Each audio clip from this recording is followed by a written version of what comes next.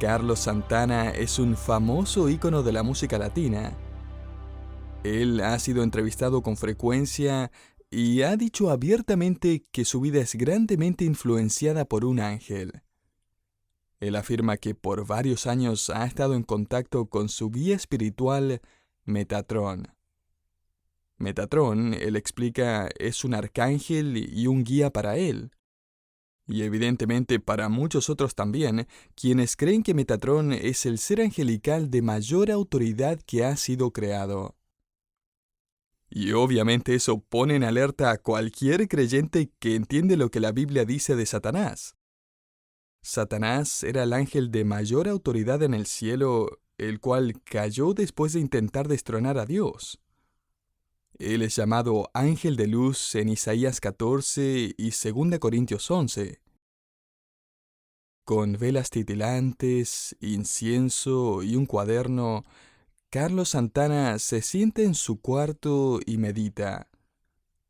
De repente, él explica, escucho su voz, una voz interna, y sé que puedo confiar en él. Luego, él dijo con toda confianza al reportero, usted puede confiar en su voz también. Mas si aún un ángel del cielo os anunciare otro evangelio diferente del que os hemos anunciado, o sea, si entrega un mensaje diferente al que ya han recibido de Cristo a través de los apóstoles, sea anatema. Gálatas 1:8. Esta advertencia del apóstol Pablo a los Gálatas en el primer siglo es igualmente necesaria en el siglo XXI. Por algún tiempo ya hemos observado en nuestro estudio a través de Apocalipsis que el mundo ha sido cautivado por un hombre que ha recibido poder de parte del ángel de luz. Este hombre, que conocemos como el Anticristo, ha estado canalizando el mensaje de un ángel caído, Satanás mismo. Este ángel caído, a través del Anticristo y el falso profeta, está en el proceso de engañar a todo el mundo. Cuando el Anticristo goza de mayor poder e influencia, poco después de la mitad de la tribulación, cuando su popularidad se encuentra en su punto máximo, el apóstol Juan registra que de pronto 3 ángeles comienzan a entregar el mensaje del Evangelio. Y sus mensajes son drásticamente diferentes al mensaje del Anticristo. El primer ángel en Apocalipsis 14:6 dio la vuelta al mundo predicando que la raza humana necesitaba temer a Dios, darle gloria y adorarlo a Él solamente. En el versículo 7, el ángel dice efectivamente que Dios es digno de la adoración de su creación porque Él es el Creador. ¿Y qué escena más impresionante que será esta? Luego, otro ángel aparece en el versículo 8, y este ángel anuncia el colapso venidero de los reinos del mundo. Ahora, en los versículos 9 al 10 de Apocalipsis 14 leemos, los siguió otro ángel, el tercero, diciendo a gran voz, si alguno adora a la bestia y a su imagen y recibe una marca en su frente o en su mano, él también beberá del vino del furor de Dios. O sea, si adoran al enemigo de Dios, van a experimentar la ira de Dios. Note más adelante en el versículo 10, él también beberá del vino del furor de Dios que está preparado puro en el cáliz de su ira. Este mensaje obviamente tiene la intención de asustar a los potenciales seguidores del Anticristo y así se aferren al Evangelio. Los que dicen que nunca deberíamos asustar a los incrédulos con la realidad del infierno necesitan estudiar el mensaje de este ángel. Aparte, dígame cómo uno puede predicar acerca del infierno sin asustar a los incrédulos. El infierno es aterrador. Si está escuchando esto creyendo que el infierno es solo un producto de una imaginación alocada o el invento de una religión para controlar a las personas, o que el infierno es un mal día en el trabajo, me alegro que esté escuchando este programa. El Evangelio no es solo cree en Cristo y arrepiéntete de tu pecado para ir al cielo. El Evangelio también es cree en Cristo y arrepiéntete de tu pecado para que no vayas al infierno. Evitar la ira de Dios es algo muy bueno, y se lo recomiendo a todos el día de hoy. Este tercer ángel básicamente va a pasar todo el tiempo advirtiéndole al mundo de un juicio venidero. Su mensaje busca asustar a aquellos tentados a tomar la marca de la bestia al informarles de las aterradoras consecuencias de esa decisión. Y se me pasó por la mente en mi estudio que el ángel de Santana y los de cualquier otro grupo religioso o secta en el día de hoy hablan de un amor divino, pero nunca dicen una palabra acerca de la ira divina. La mayoría de los mensajes que he leído supuestamente de parte de ángeles básicamente dicen, Dios ama a todos, lo que en cierto sentido es verdad. Sin embargo, no creo que haya escuchado a alguno de estos mensajeros diciendo, Dios está enojado contigo. Eso nunca saldría en la televisión. Eso no vende. Sin embargo, este tercer ángel verdadero anuncia, el juicio se acerca y Dios está airado. Este fue, de hecho, el mensaje del Evangelio que encendió el gran avivamiento de los 1700. Todo comenzó cuando Jonathan Edwards predicó un sermón que encendió los fuegos del avivamiento. Este sermón era titulado Pecadores en las manos de un Dios feliz. No, personas que han tomado algunas malas decisiones en la vida en las manos de un Dios amoroso. No, víctimas en las manos de un Dios sanador. Tampoco. Personas negativas en las manos de un Dios positivo que quiere cumplir su visión y hacer de sus vidas las mejores que puedan tener. No. Pero estos son los mensajes predicados desde los púlpitos el día de hoy. Jonathan Edwards predicó el auténtico evangelio en su sermón titulado Pecadores en las manos de un Dios airado. Este es un extracto de su manuscrito, el cual él leyó sin siquiera mirar a la congregación una sola vez. El abismo está preparado, el fuego está listo, el horno está lo suficientemente caliente para recibirlos. Las llamas ahora brillan y braman. La espada resplandeciente está afilada y sostenida sobre ellos. El abismo está debajo de ellos y ya ha abierto su boca. Oh pecador, considera el aterrador peligro en el que te encuentras. Este es el Evangelio del tercer ángel. Querido oyente, típicamente no pensamos en Dios como en un Dios enojado o furioso o airado. Evidentemente, esto es parte de la estrategia de Satanás, porque cuando Dios envía ángeles al planeta, el hecho de que Él está enojado y airado son las noticias más importantes. Esta es la otra cara de Dios que Satanás desearía mantener oculta. Satanás está constantemente enviando falsos maestros para mantener estas noticias fuera del alcance del público. Michael Horton, autor y maestro evangélico, recientemente hizo un resumen del mensaje que domina la televisión y radio cristiana. Él dijo que el mensaje básicamente es, Dios es bueno, tú eres bueno, así que sé bueno. Y creo que podríamos agregar, y si eres bueno, Dios va a ser aún más bueno contigo. Estoy de acuerdo con un autor que escribió, una presentación superficial del Evangelio que no presenta la realidad de un juicio eterno, la realidad de la ley de Dios, la realidad de la condenación y el infierno, y que no advierte de la ira de Dios, no pone al pecador bajo el peso de su transgresión de la ley de Dios. no lo presenta delante de Dios culpable y sin excusa como verdaderamente está. La presentación del Evangelio que no hace esto no es una verdadera presentación del Evangelio. Querido oyente, el predicar algo distinto es dudar y aún negar la autoridad de la Escritura. Es negar lo que Dios ha dicho.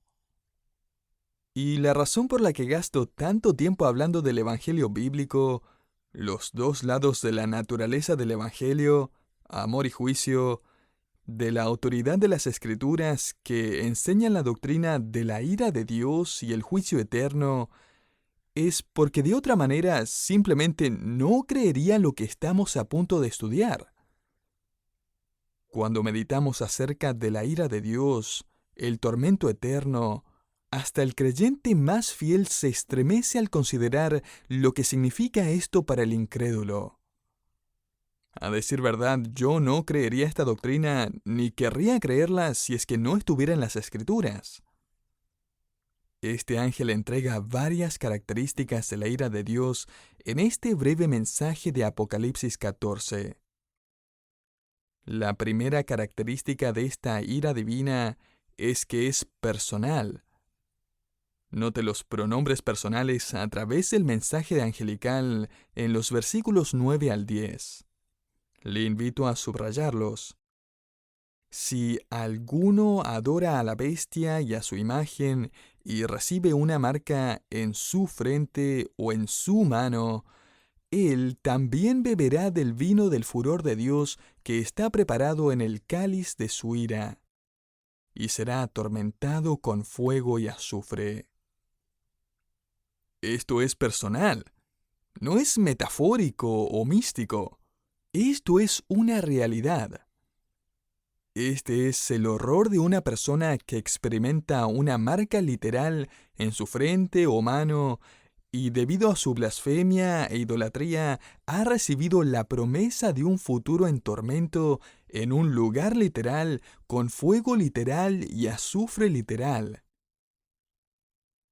Muchos supuestos evangélicos ya no creen en lo que este ángel está predicando. Pero, ¿cómo es que alguien que cree en la Biblia puede llegar a negar la realidad del infierno literal y eterno? Bueno, no se comienza con negar esta doctrina o cualquier otra doctrina clave. Se empieza con redefinirla. De hecho, se empieza por redefinir la Escritura. Y una de las formas en que esto se hace hoy es en términos de relevancia. O sea, las únicas partes de la Biblia que importan supuestamente son las partes que son relevantes para el diario vivir. Y aparentemente el infierno no es relevante. Esto ya ha estado ocurriendo desde hace bastante tiempo en las iglesias. En los años 1920, un pastor liberal llamado Harry Emerson Fosdick apareció en escena. Él fue el autor de varios éxitos de venta acerca del pensamiento positivo, la generosa gracia de Dios, y él llegó a influenciar seminarios y pastores por todo Estados Unidos. En 1930, su fotografía llegó a estar en la portada de la revista Time. En una entrevista, Fosdick dijo: "Los predicadores que toman un versículo de la Biblia y luego proceden a dar su contexto histórico, su significado lógico en su contexto, su lugar en la teología del escritor y una breve aplicación práctica, están usando mal la Biblia. Ningún orador debería asumir que al público le importa el significado de unas palabras dichas unos 2000 años atrás". Esto provocó que un montón de ministros dijeran: "Es verdad. ¿Cómo podríamos ser tan anticuados como para seguir la exhortación de Pablo a Timoteo a predicar la palabra? 2 Timoteo 4:2. O sea, ya somos lo suficientemente modernos como para creer que las palabras de la Escritura son realmente inspiradas y son útiles para efectivamente instruir al creyente para toda buena obra. 2 Timoteo 3, 16 al 17. Eso es el pasado. Y el problema más grande fue que muchos escucharon a Fosdick y así se formó un movimiento informal que incluyó a miles de pastores, profesores de seminario y maestros. Y Fosdick terminó convirtiéndose en el fundador de lo que hoy conocemos como la Iglesia Atractiva o sensible al buscador. En el movimiento de la Iglesia Atractiva, el deseo de identificarse con el incrédulo es más importante que el deseo de confrontar al incrédulo con el Evangelio. El deseo de ser relevante sobrepasa el deseo de ser bíblico. La predicación, si es que aún se llama así, comienza y termina con las necesidades de la audiencia, no con las escrituras. Los famosos métodos para el crecimiento de la Iglesia que han surgido a finales del siglo XX y XXI no son nada más que el fruto de la filosofía de este pastor de Nueva York. En su libro, que traducido al español diría Publicitando la Iglesia, Barna escribió: "Es crítico que tengamos en mente un principio fundamental de comunicación cristiana. La audiencia es soberana y no el mensaje". Y si esto no fuera lo suficientemente torcido, Barna continuó explicando que aún el apóstol Pablo actuó de esta forma. Él escribe: Pablo estudió las estrategias y tácticas que le permitieran atraer la mayor cantidad de prospectos y llevar a cabo grandes números de conversiones. ¿Es broma? Deje que Pablo hable por sí mismo. En 1 Corintios 2:1 él dijo: Cuando fui a vosotros para anunciaros el testimonio de Dios, no fui con excelencia de palabras o de sabiduría. O sea, no vine con alguna estrategia o táctica para lograr un gran número de conversiones. Pues me propuse no saber entre vosotros cosa alguna sino a Jesucristo y a este crucificado. Y estuve entre vosotros con debilidad y mucho temor y temblor, y ni mi palabra ni mi predicación fue con palabras persuasivas de humana sabiduría, sino con demostración del Espíritu y de poder, para que vuestra fe no esté fundada en la sabiduría de los hombres, sino en el poder de Dios. 1 Corintios 2, 2 al 5.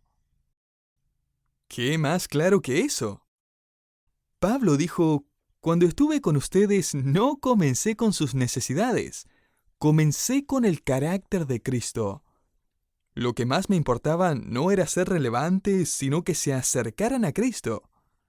Quería entregar la verdad acerca de la crucifixión de Cristo. Esto es, que Cristo sufrió la ira de Dios por causa de los pecadores. Cristo pagó por nuestro pecado para que no tengamos que ir al infierno. Y de la misma forma que la salvación es personal, también lo es la ira venidera de Dios sobre aquellos que no creen. Segundo, la ira de Dios no es solo personal, sino que también es terrible. Note el versículo 10 de Apocalipsis 14. Él también beberá del vino del furor de Dios, que está preparado puro en el cáliz de su ira. En los días de Juan, el vino típicamente era diluido con agua. Aún los romanos creían que tomar vino puro era grosero. Ellos normalmente mezclaban una parte de vino en 3 partes de agua. Así que Juan usa esta práctica para representar metafóricamente la ira pura de Dios, sin diluir. Esta ira no será mezclada con misericordia ni compasión, solo habrá ira. ¿Puede imaginarse este horrible momento que el mundo enfrentará un día? La palabra que Juan usa para hablar de la ira de Dios es la palabra griega thumos. Significa ira ardiente. Vi un pequeño ejemplo de lo que significa thumos una tarde en los ojos de un chico en mi vecindario. Yo tenía unos 10 años para entonces, y este vecino era mayor, más grande y más fuerte. No me acuerdo de qué estábamos hablando, pero él estaba realmente enojado. Me acuerdo que se paró enfrente mío muy de cerca y yo estaba seguro que iba a morir. Así que tiré mi pequeño puño hacia arriba y cuando me di cuenta, él estaba sosteniendo su nariz ensangrentada. Hubo un momento incómodo en que pensé, ¿qué estaba pensando? ¿Y qué hago ahora? Así que salí corriendo a toda velocidad. Él salió corriendo detrás mío, gritando todo tipo de cosas que no salen en la Biblia, y al borde del patio había una cerca de un poco más de 1 metro. Esa cerca era lo único que se interponía en el camino de mi libertad. Salté y no creo que siquiera toqué la cerca. El otro chico chocó contra la cerca, tuvo que detenerse para escalarla y para entonces yo había escapado. Y viví y crecí para convertirme en pastor. Este vecino estaba lleno de zumos. Pero ahora, en una nota más seria, ¿puede imaginarse a Dios lleno de zumos? ¿Puede imaginarse ver la ira sin diluir en los ojos de Dios? Juan agrega también la palabra furor. Esta palabra se refiere a una ira sin misericordia, una ira deliberada y establecida. Y querido oyente, este es el Evangelio. Las dos caras de la moneda. Escape hacia Él, o un día no va a haber lugar donde escaparse de Él. La ira de Dios es personal y es terrible. Este es el Evangelio del ángel en Apocalipsis 14.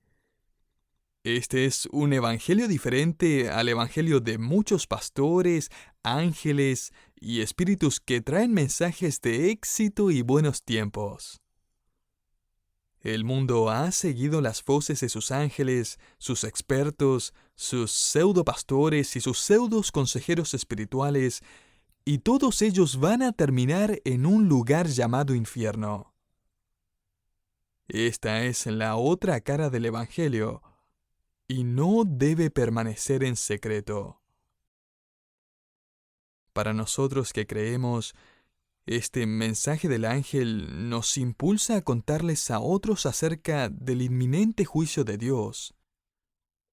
Esto nos lleva a vivir por Cristo en un mundo sin esperanza, para que otros puedan ver nuestras vidas, literalmente nuestras buenas obras, y glorifiquen a nuestro Padre que está en los cielos.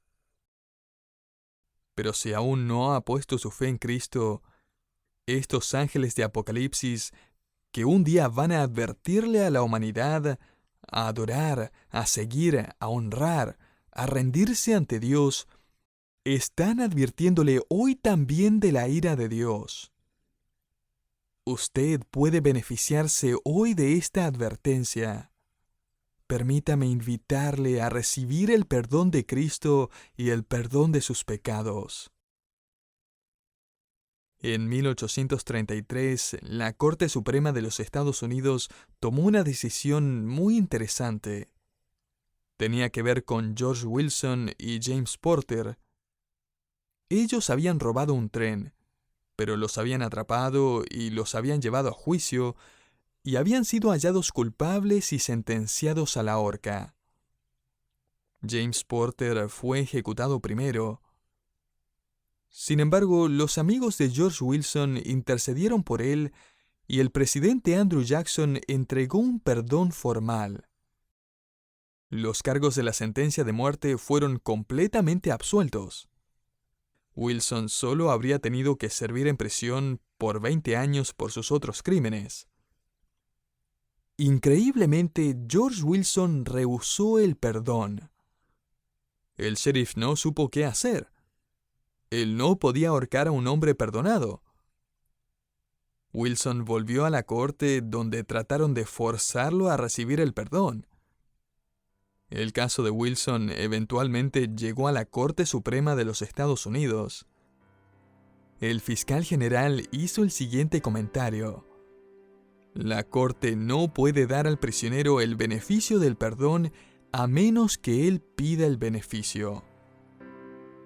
Así, el caso fue decidido y un miembro de la Corte Suprema de Justicia escribió lo siguiente: un perdón es un documento cuya validez depende de su entrega, y cuya entrega depende de su aceptación.